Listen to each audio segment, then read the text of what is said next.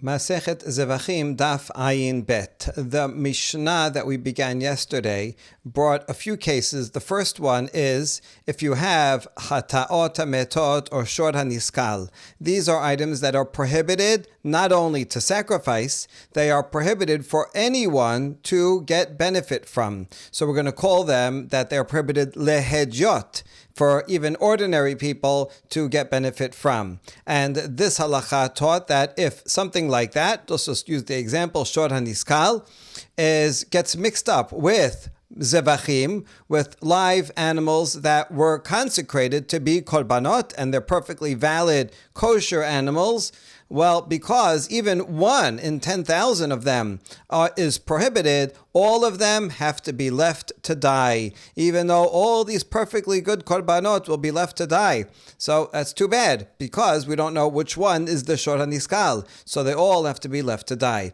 That was the first case. We're going to call this hedjot because it's dealing where the prohibited item is prohibited even to hedjot. After that, it talks about another case where valid sacrifices, zevaḥim, are mixed up with animals that cannot be used for a sacrifice but are permitted for a hedjot to get benefit from. So these things are prohibited only la gavoa, and that was a separate law. But right now we're going to focus on the first one, which is called hedjot, because we're talking about things like Shor HaNiskal, which is prohibited even to a regular person. And we ask a question about this. Tehejot name tenale. Why do we need our Mishnah here in Masechet Zevaḥim to teach me that something that is prohibited even to hedjot, that gets mixed up with other things, is not batel, even 1 in 10,000?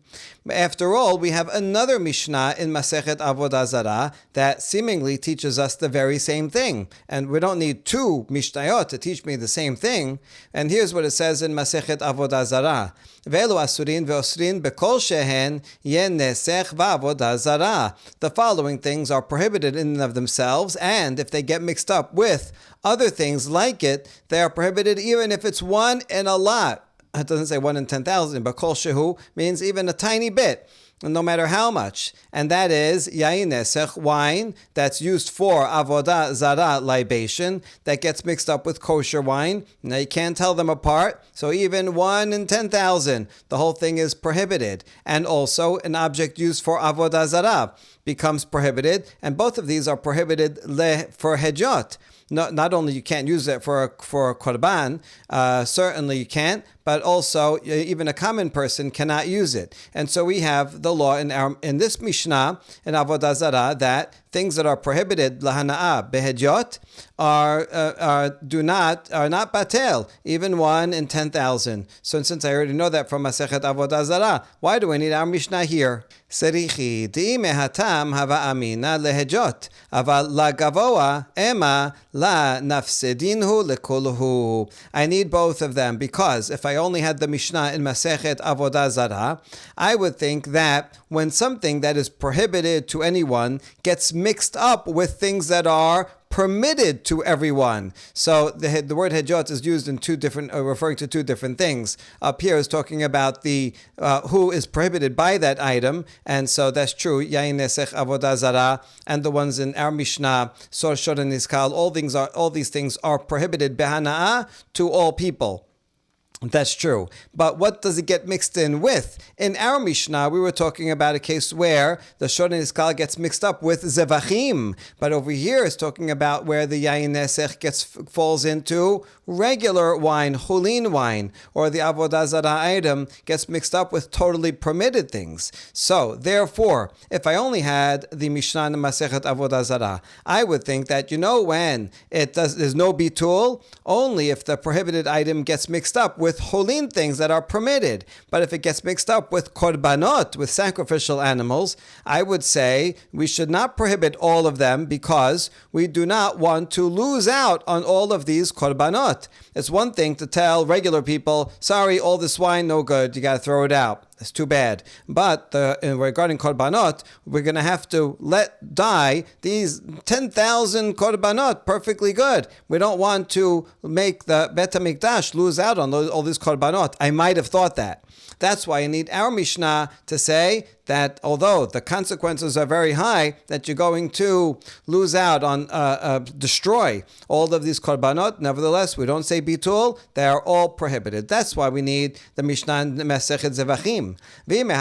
But if I only had this Mishnah in Masechet Zevaḥim, hava amina hanemi lekodashim demais, I would say, you know why it's not batel? Because the quality of what you're going to offer as a sacrifice is higher. When it comes to kodashim, sacrificial animals, and there's one shorin niskal mixed into it, that is repulsive as an offering. I'm going to offer all these animals, and one of them is a shorin niskal. What, Hashem wants that? We can't offer that. It's terrible. And so when the offering is holy, then you have to be 100% pure, and you can't have any bitul. There it makes sense. Aval cholin de la meis ema isureh hanaal lebateli beruba sericha. But when it comes to cholin, just regular use of ordinary people, where people are not repulsed. If you tell a person, listen, there's a little yain nesech mixed into that. Oh, it's just a tiny bit. So a person would not be repulsed. So then I might think that Isur Hana'ah would become Batel Berov, Batel in the majority. And therefore I need the Mishnah Masechet Avodah Zarah to say no. So in fact, even though both Mishnayot are talking about where the prohibited item is prohibited to benefit anyone, Hedyot, in that way they're similar. But the thing that they mix into is different. Our Mishnah is talking about where it gets mixed up into Zevaḥim, and the Mishnah Masechet Avodah Zarah is where it gets mixed into Chulin. So we need both of these laws. Now we ask a really fundamental question. Vini batlu beruba. I know you taught me that it's not batel berov, but why not? Usually, for most prohibitions, there is that concept of bitul berov. Why don't we apply that here? Okay,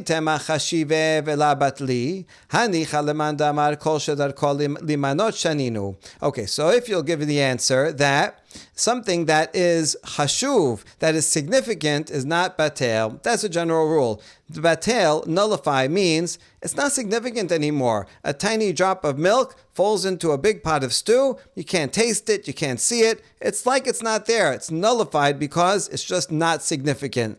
So if it's not significant, then legally it's as if it's not there and the whole thing is permitted. That's how bitul works. However, and when you're talking about a whole animal, that is a chashuv thing, and that's not going to become batel. Now, what kinds of things are considered chashuv, significant, and not batel? Well, there's going to be different opinions, different definitions of it. So this answer will be okay according to, we're going to see a machloket amoraim about the language of the Tana Rabbi Meir. We'll see that in a second. But one of the opinions says that the principle is kol shedarko limanot shaninu. Anything that is usually counted. Animals are something like that. When you want to sell animals, you say, how many cows do you want? 3 cows, 5 cows, 26 cows. So you say usually you sell it by a number. You don't sell it by weight. I want 10,000 pounds of cows. Right? You don't usually sell it by volume. So you sell it by number. Since you usually, when you want to refer to cows, you count them out. Therefore, each one is a significant item in and of itself. And now, animals, sometimes you will sell a whole herd. And you say, listen, I have these herds. You want to buy this herd or that herd? And you're not going to count them. You just buy it as a whole group.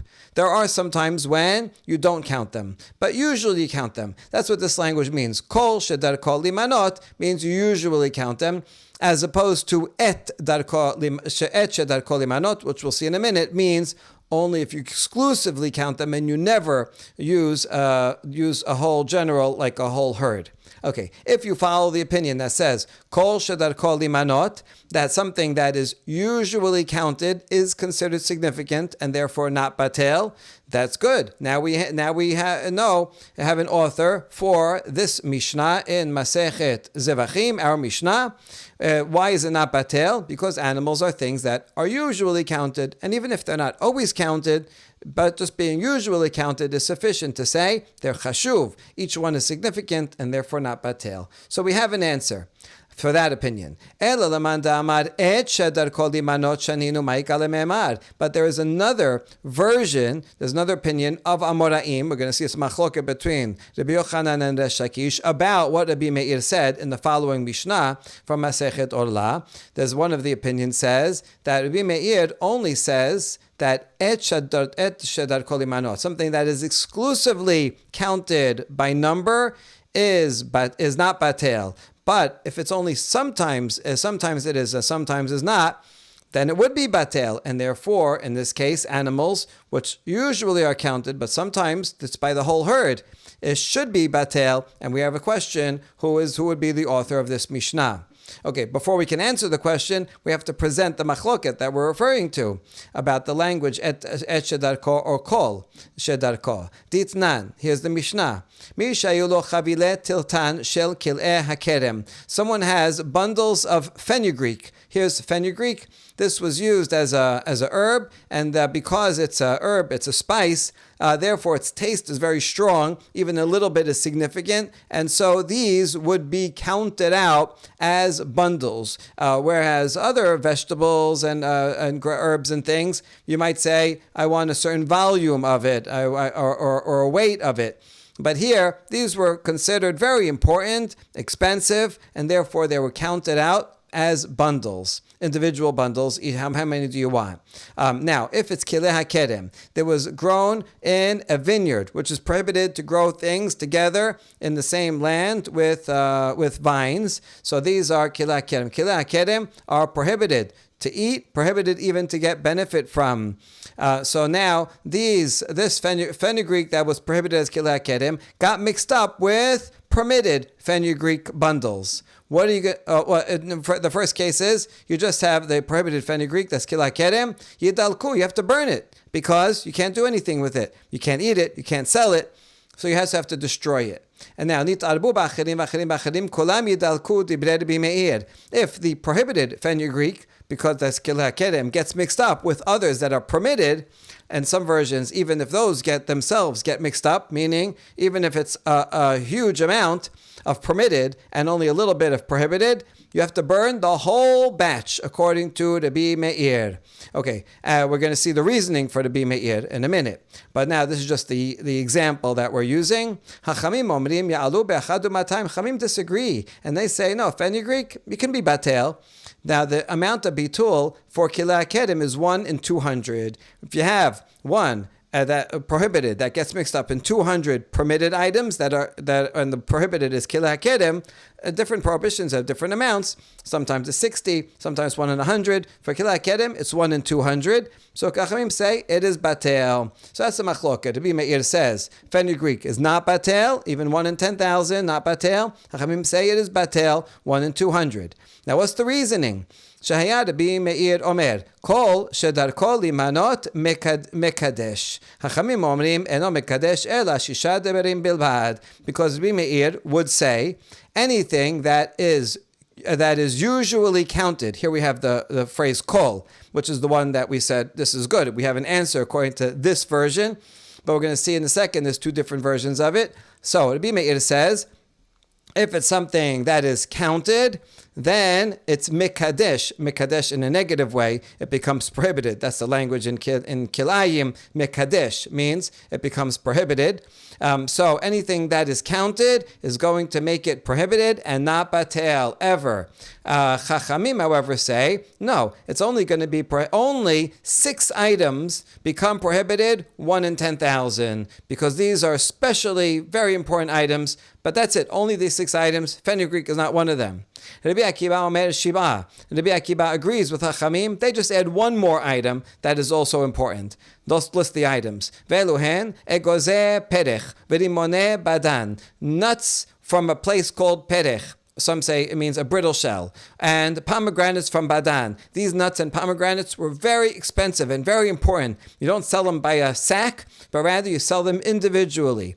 Chaviyot situmot, vechilfe tiradin, vechilche cherub, udalat yevanit. And sealed barrels of wine, You sell them one by one, and each one is very important. And beet greens and cabbage stalks and Greek gourd. All these things are very significant items, and therefore, if even one prohibited item falls into 10,000 permitted of the same type, and you can't tell them apart, here's the bottle gourd that we're talking about, and certain kinds of nuts and closed vessels of wine. All these are not batel. That's 6 items. Rabbi Akiva mosif av kikarot shel baal habayit. Rabbi Akiva adds a 7th one, and that is loaves from a homemaker, as opposed to loaves from a baker. Loaves from a baker are smaller and standardized, but the ones that are made from homemade, these are bigger and very important, and therefore we don't apply bitul to these items. But that's it. And the other items, like fenugreek, that is batel.